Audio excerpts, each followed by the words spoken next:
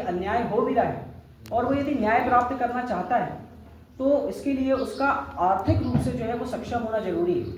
जब तक वो आर्थिक रूप से सक्षम नहीं होगा तब तक न्याय प्राप्त करना जो है वो उसके लिए आसान नहीं है।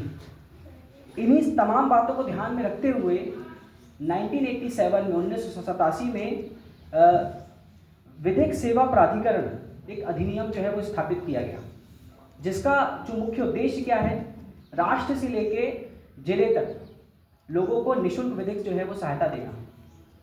और ये सहायता सभी के लिए नहीं है, इसकी एक तालिका है। आप इसी अधिनियम का सेक्शन 12 देखेंगे तो वहाँ पे उनने एक तालिका बनाया है कि कौन कौन जो है वो उसके अंतर्गत आ सकता है।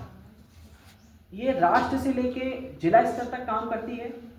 राष्ट्र के लिए देखेंगे आप तो राष्ट्रीय विधिक सेवा प्राधिकरण की स्थापना की गई है, जिसका जो सुपरविज़न है वो राष्ट्रपति के द्वारा किया जाता है। और जो हमारे भारत के मुख्य न्यायाधीश हैं वो क्या करते हैं कि उन दोनों अपनी आपसी परामर्श से जो सुप्रीम कोर्ट के रिटायर्ड जजेस हैं वो इसके कार्यकारी अध्यक्ष होते हैं। और साथ ही साथ जो कानूनी साक्षरता है और निःशुल्क विधिक सहायता के लिए नीति और नियमों का निर्माण करना, लोगों को कानूनी तरीके से लोगों को जागरूक करना, इसके लिए वो राष्ट्रीय विधिक सेवा प्राधिकरण जो है वो राष्ट्रीय स्तर पर काम करती है। उसी के जस्ट नीचे आती है आपका राज्य विधिक सेवा प्राधिकरण, जिसका जो पर्यवेक्षक है वो राज्यपाल के द्वारा किया जाता है। और जो हमारे हाई कोर्ट के जो रिटायर्ड जजेस होते हैं वो क्या करते हैं कि उनकी अध्यक्षता में जो राज्य विधिक सेवा प्राधिकरण है वो काम करता है। उसके नीचे आता है आपका जिला विधिक सेवा प्राधिकरण। जिला विधिक सेवा प्राधिकरण का काम क्या होता है, वो जिले के स्तर में हमें विधिक सहायता जो है वो प्रदान करती है। लगभग भारत के आप जहाँ पर भी जिला न्यायालय की स्थापना की गई है, जिस राज्य में जितने भी जिला न्यायालय हैं, हर जिला न्यायालय में आपको एक जो है जिला विधिक सेवा प्राधिकरण का एक ऑफिस मिलेगा। वहाँ पर लोग रहते हैं जो हमको निःशुल्क जो है वो कानूनी सहायता देते हैं, जिसकी जो अध्यक्षता है वो जो जिला न्यायाधीश होंगे हमारे डिस्ट्रिक्ट जज, उनके द्वारा किया जाता है। उसी के नीचे तालुका विधिक सेवा प्राधिकरण है, जो वरिष्ठ अधिवक्ता होते हैं उनके निरीक्षण में जो है वो ग्रामीण क्षेत्रों के लिए जो है वो हमको निःशुल्क विधिक सहायता दी जाती है। अब मैं आपको बताना चाहूँगा कि ये सहायता किसके लिए है। तो इसका एक वर्ग है जो है वो इसकी सहायता ले सकता है। जैसे कि सबसे पहले आते हैं महिलाएं, चाहे वो आर्थिक रूप से सक्षम हो या ना हो, महिलाएं होंगी जो एसिड से रिलेटेड जो विक्टिम होती हैं, जो जिनके साथ अम्ल हमला हुआ है, उनसे संबंधित जो महिलाएं होंगी वो इसका लाभ ले सकती हैं। साथ ही साथ जो मानव तस्करी के शिकार जो लोग हैं, उसके अलावा जो मानसिक रूप से बीमार हैं या जो शारीरिक रूप से विकलांग हैं या जिनकी वार्षिक आय जो है वो एक निर्धारित मापदंड से कम है। मतलब जो ये प्राधिकरण है उसने एक निर्धारित मापदंड तय करके रखा है कि यदि इस मापदंड के अंतर्गत आप आएंगे तो ही आपको जो है वो निःशुल्क विधिक सहायता दी जाएगी। जैसे कि कोई वरिष्ठ नागरिक है तो उसकी सालाना आय 4 लाख रुपए से कम है। एक सामान्य नागरिक है, जैसे कोई मजदूर हो गया, तो वो मजदूर जो टैक्स ना जमा करते हो, जो एक गरीबी रेखा से अपना नीचे जो है वो जीवन यापन कर रहे हों और जिनकी सालाना आय लगभग 3 लाख रुपए हो। साथ ही साथ यहाँ पे पारलिंगम की भी बात की गई है, जो ट्रांसजेंडर होते हैं जिनकी सालाना आय 4 लाख रुपए से कम है, तो उनको जो है वो इस प्राधिकरण की जो है वो निःशुल्क विधिक सहायता की उनको जो है वो उसकी सहायता मिल सकती है। साथ ही साथ ऐसे लोग जो बाढ़ या प्राकृतिक आपदा उससे जो है वो पीड़ित हैं, या वो लोग जो हिंसा या जातिगत अत्याचार के शिकार लोग हैं, उनके लिए जो है वो निःशुल्क विधिक सहायता इनको दी जाएगी। इसके बाहर वालों को जो है वो विधिक सहायता नहीं दी जाएगी। यदि किसी व्यक्ति ने कंटेम्प्ट ऑफ कोर्ट किया हो या डेफिमेशन मानहानि किया हो, न्यायालय की अवमानना किया हो, या कोई बहुत ही जघन्य अपराध किया हो, हीनियस कोई हैबिचुअल ऑफेंडर हो, आदतन अपराधी हो, तो उनके लिए जो है वो निःशुल्क विधिक सहायता का प्रावधान उनके लिए नहीं है। अब यहाँ पर हम काम कैसे करते हैं, ये संस्थाएं जो हैं वो किस तरीके से काम करती है, तो देखिए हम इसके लिए ऑनलाइन और ऑफलाइन दोनों ही तरीके से हम आवेदन कर सकते हैं। और आवेदन करने के साथ साथ हमको कुछ सूचनाएं जो है वो यहाँ पर संलग्न करना पड़ता है। जैसे आपका नाम, पता। यदि कोई व्यक्ति अनुसूचित जनजाति समुदाय का है तो उसको अपना कास्ट सर्टिफिकेट जो है वो लगाना पड़ेगा। यदि कोई व्यक्ति शारीरिक रूप से विकलांग है तो उसको अपना विकलांगता का प्रमाण पत्र जो है वो लगाना पड़ेगा। यदि कोई व्यक्ति गरीबी रेखा से नीचे अपना जीवन यापन कर रहा है तो उसका प्रमाण पत्र जो है वो उसको लगाना पड़ेगा। ये सारे प्रमाण पत्र लगाने के बाद हम एक शपथ पत्र के माध्यम से कथन करते हैं कि हमारे द्वारा जो ये सहायता ली जा रही है वो सही है, या हमने कोई भी मिथ्या कथन या झूठा कथन उसमें नहीं किया है। यदि ये पाया जाता है कि आपने झूठा कथन किया है तो फिर आपसे जो है ये सेवाएं आपको दी जा भी रही हैं तो वो सेवाएं आपसे वापस ले ली जाएंगी। अब निःशुल्क विधिक सहायता हमें कहाँ कहाँ मिलेगी? तो ये जो मैंने संस्था बताया आपको, राष्ट्र से लेकर तालुका तक, ये तो संस्थाएं हैं। हम सूद बाद कहाँ कहाँ फाइल कर सकते हैं?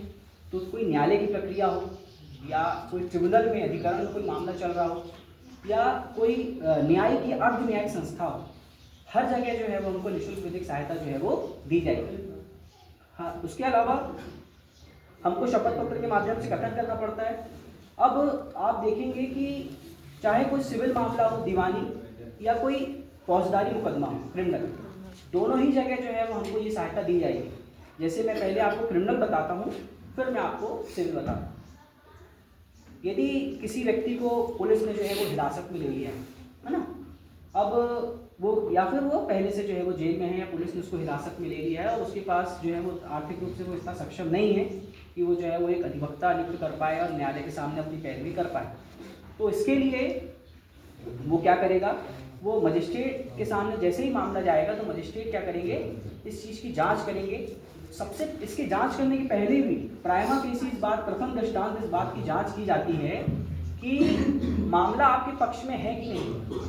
मतलब प्रथम दृष्टांत देखा जाता है कि आप जो आए हो निःशुल्क विधिक सहायता लेने, तो क्या आप उसके पात्र हो कि नहीं हो, इस चीज़ की जाँच की जाएगी। जाँच करने के बाद यदि मजिस्ट्रेट जो है वो प्राधिकरण को आदेश करेंगे कि वो इस बात की जांच करें, और जांच करने के बाद फिर क्या किया जाएगा, जो राज्य सरकार के खर्च पे प्राधिकरण जो है वो राज्य सरकार के खर्च पर आपको एक अधिवक्ता नियुक्त करके देंगे। ये अधिवक्ता ऐसा नहीं है कि जब जैसे ही न्यायालय में हमारा मामला स्टार्ट होगा तुरंत ही हमको अधिवक्ता मिल जाएंगे, वो स्टेज भी है।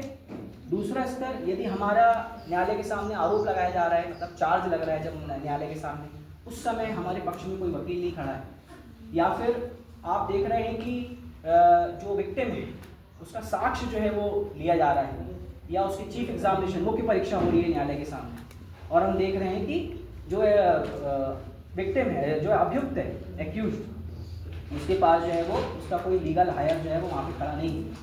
तो यहाँ पर जिम्मेदारी किसकी बनती है, लोक अभियोजक की। जो पब्लिक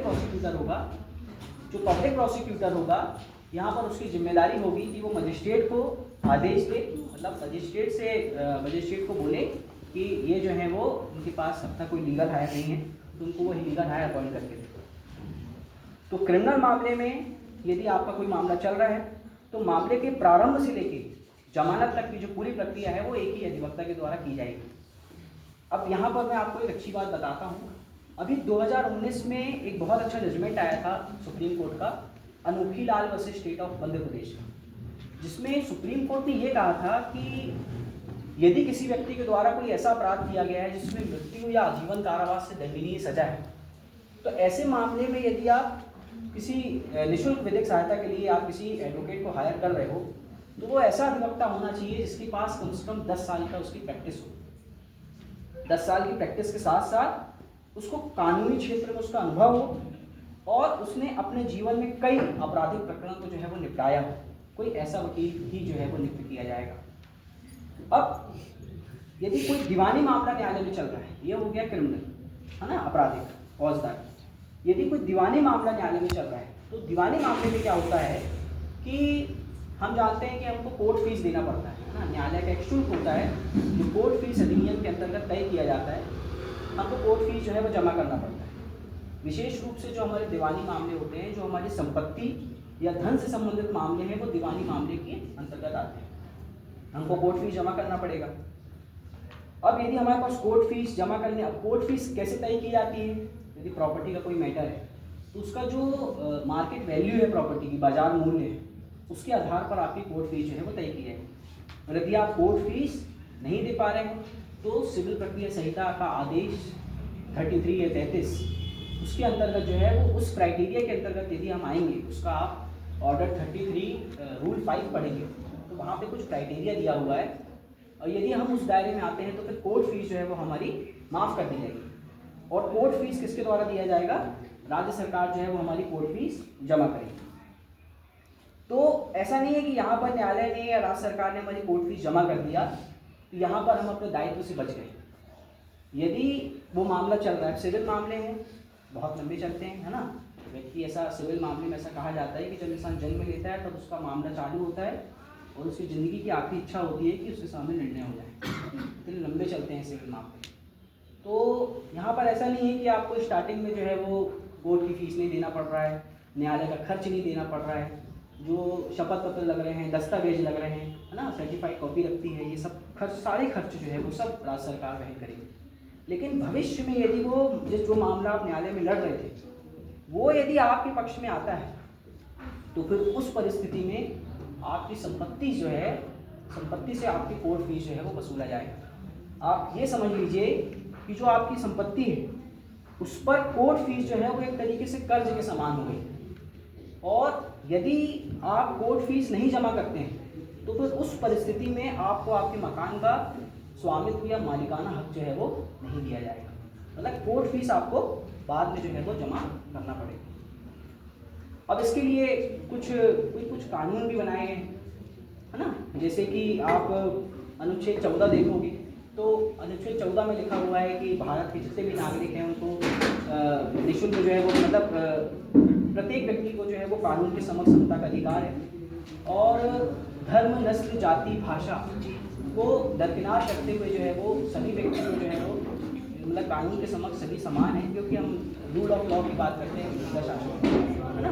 उसके अलावा आप आर्टिकल 39A देखेंगे नीति निर्देशक का खिलाफ, तो उसमें भी प्रावधान किया गया है कि जो आपका आर्टिकल 39A है। सर नमस्कार, मैं आप सभी से आग्रह करूंगा कि